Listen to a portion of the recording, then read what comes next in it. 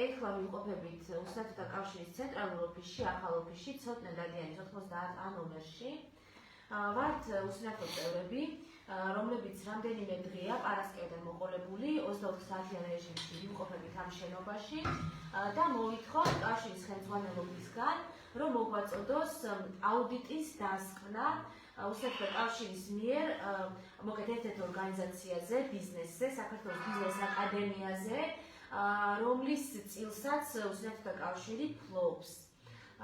და ამ დოკუმენტს ჩვენ არ გვაძლევენ, რამდენიმეჯერ ყავდათ გამოძახებული პოლიცია, ასევე კრიმინალურ პოლიციაშიც აქვს განცხადება შეტანილი, ჩართული ყავთ გამგეობაც, ნაძალადების და ხვალ იქნება სასამართლო, მოგახსენებთ, რომ ზოგადად 3 მილიონი ნახევრის გაფლანგვაზე ორ ყოფილ ხელმძღვანელს, რეზო მაისურაძეს და სოფიკო ხუციშვილს სისხლის სამართლით ბრალი აქვს წარდგენილი, განსაკუთრებით დიდი ოდენობით მქონელის გაფლანგვისთვის და ხვალ იქნება 15 საათზე თბილისის საქალაქო სასამართლოში ერთ-ერთი მორიგის ხდომა, სადაც იქნება მოწმეთა დაკითხვა.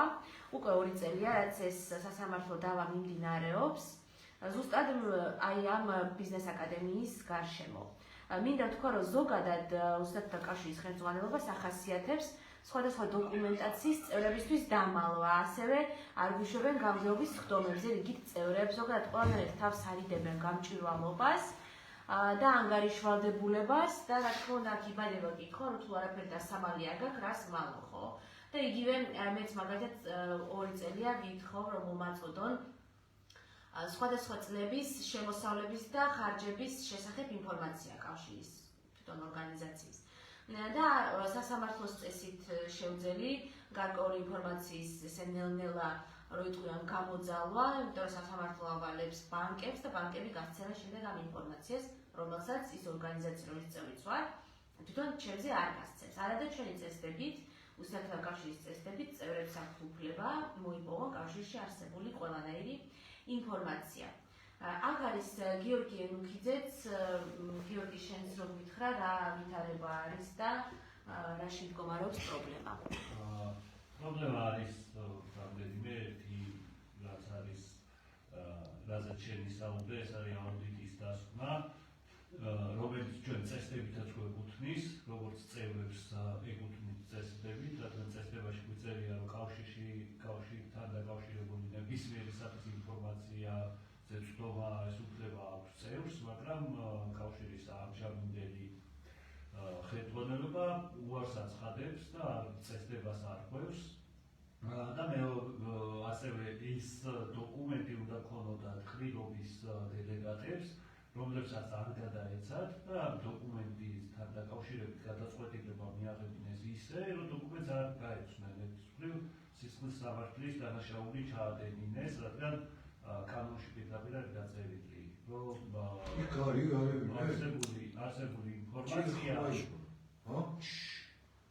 არსებული ინფორმაცია დელეგატებს აუცილებლად უნდა მიეწოდოს კრების წევრებს. სხვა შემთხვევაში კრების წევრს როცა ინფორმაციას არ გაცვლიან და გადაწყვეტილებას გაგებინებდნენ, ეს არის დანაშაული.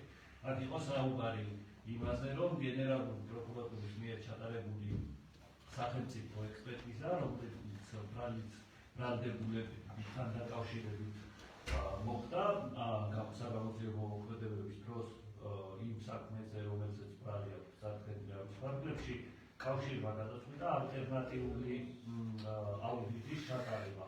ეს ალტერნატიული აუდიტი პირველ რიგში იყო ბრალდებულების ინტერესი და ორგანიზაციის ინტერესი, თუმცა მთელ ამ პროცესში ორგანიზაცია მაქსიმალურად ცდილობს, რომ ზიანი ორგანიზაციაზე მიყოლებული ზიანი შეამციროს როგორმე და ამიტომ ეს ნაწილიც კი სადავო არის, რომ უსაფრთხო კავშირმა ბრალდებულების ინტერესებში ჩაატარა ეს აუდიტი და თანხა მან კავშირმა გადაიხადა ბრალდებულების ნაცვლად, სადაც თითქმის იგივე წერია, რაც სახელმწიფო ექსპერტიზის დასკვნაში.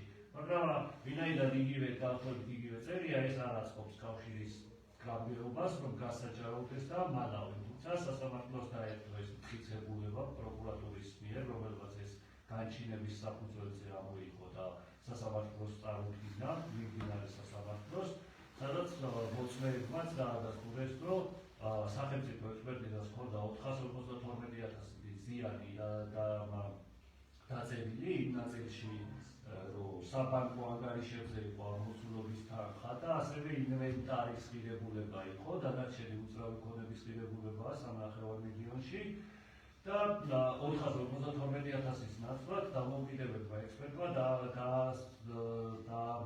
დაწერა, რომ ეს იყოს დაახლოებით 380,000. თუმცა დელეგატებს, რადგან ეს არ წარუდგინეს, ზეპირი ინტერპრეტირებული განცხადებები განმარტება გაუკეთეს და გადაწყვეტილება მიაღებინეს, რომ კავშირი არის დაზარალებული მხოლოდ 60,000 ლარი, რომლის ანაზღაურებისეც კეთილი ნებაზე ჩამოკიდეს მთლიანად. თუ იმ პირებს, ვისაც წარებული აქვთ ეს თანხა და ეს რესურსი აქვთ წარებული და მათ საკუთრებაში, კეთილი ნებაზე შეუძლიათ დააბრუნონ ან არ დააბრუნონ. ამიტომ ჩვენ პირველი ამ აუდიტის გასაჯაროებას ვითხოვდით დელეგატებს, ყრილობის დელეგატებს აქვთ კანონიერი უფლება, რომ ეს მოითხოვონ და ხომდეთ. ვინაიდან ყრილობაზე განხილული საკითხია, ჩვენთან ერთადაც ისაგერ ქალბატონი ცისანაც, რომელიც არის მოქმედი დელეგატი, კრების წევრი, რომელზეც ეს საკითხი იყო განხილული და კრებას ეს არ წარდგენია. დღემდე ითხოვს ქალბატონი ცისანაც ამ დასკვნას, რა დაწერა აუდიტმა, რომ იცოდეთ, როგორც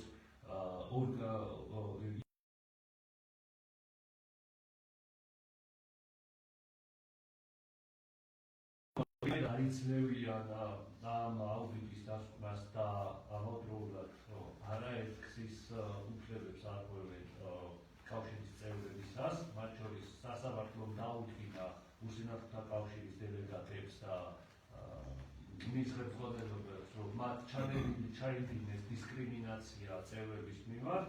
ამ საკითხებიდან გამომდინარე, მოგვითხოვთ, რომ საერთოდ წავიდნენ კავშირიდან, ჩამოშორდნენ კავშირის მმართველობას.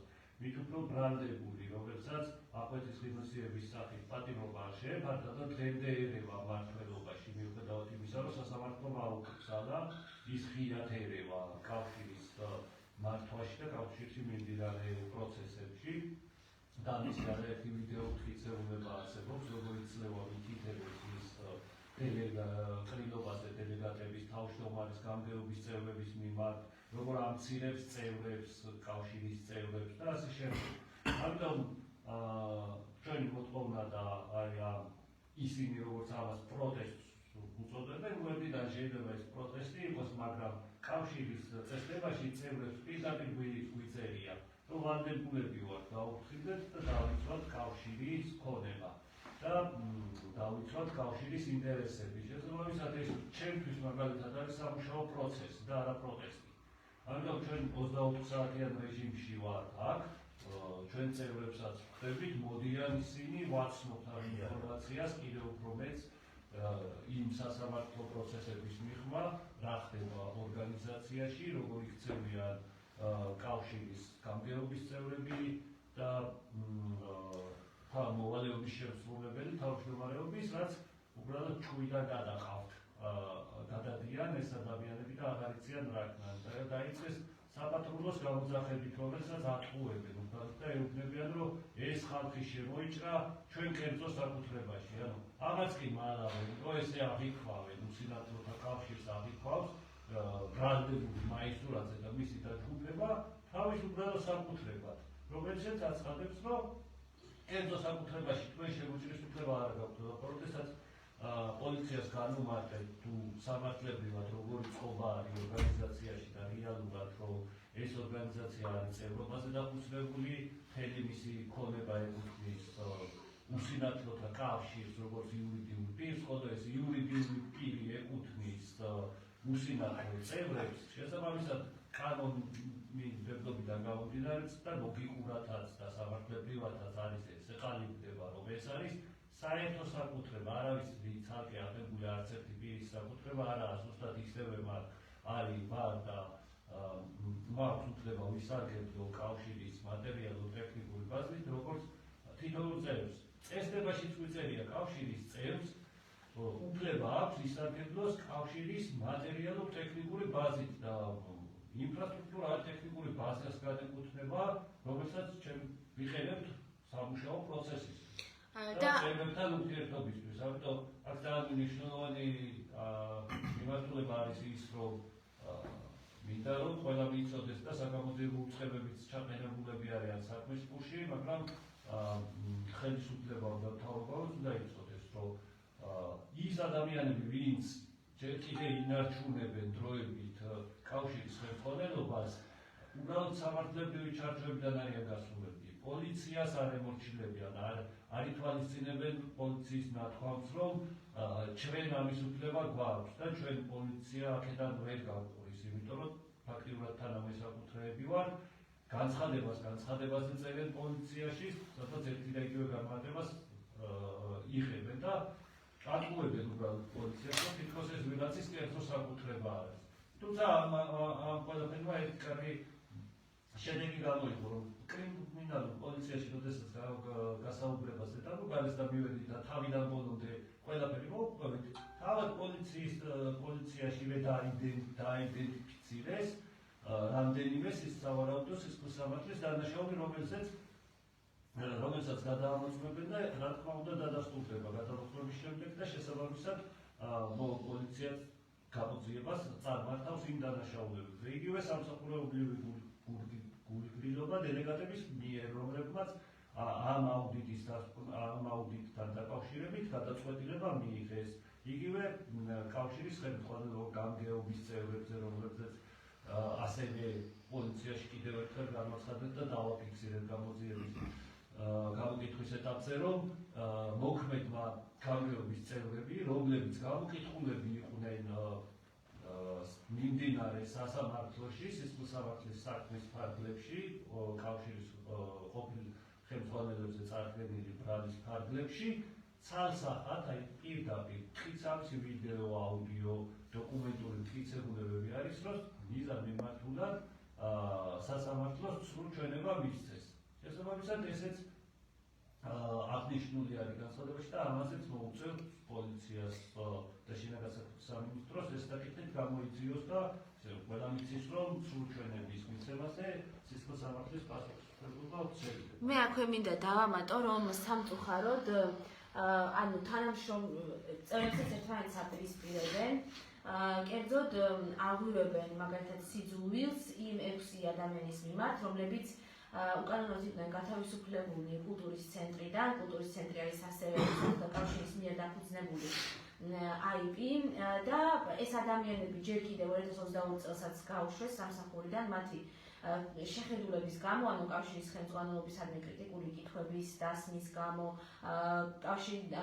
თანამდებობიდან გაშვებული დირექტორის ძირა ვერხვაძის მხარდამჭერი წერილის გამო, მაშინ სასამართლომ ესე ვთქვათ დანიშნა მორიგება და მორიგებით ეს ადამიანები დააბრუნეს სამსახურში, მათ გადაეხადათ კომპენსაცია, აუნაზღაურდათ განაცდური. ამის მიუხედავად, რამდენიმე თვეში რეორგანიზაციის მოტივით ისინი ისევ გაუშვეს სამსახურიდან. ფაქტობრივად ბოროტად ადმინისტრაცია გაფრთხილებული იყო, რომ ეს უკვე კანონს არღვევენ, უკვე იცოდნენ ეს მორიგებიდან გამომდინარე, მაგრამ ის მეორედაც გაუშვეს ეს ადამიანები სამსახურიდან. და უკვე მეორე გაშვების შემდეგაც უზენაესმა სასამართლომ დააკისრა კავშირს მათთვის განაცდურის და კომპენსაციის გადახდა, რომლის ნაწილიც მათ არ გადაიხადეს და ამის გამო ამ კულტურის ცენტრის ანუ კავშირის მიერ დაფუძნებული IP-ის ანგარიშები არის ასევე დაყადაღებული. და აქვე მინდა მივმართო ჟურნალისტებს და ყველა დაინტერესებულ ადამიანს, რომ არ დარჩეთ გულგრილები და ხვალინდელ სასამართლოს 3 საათზე დაესწროთ თბილისის საქალაქო სასამართლოში.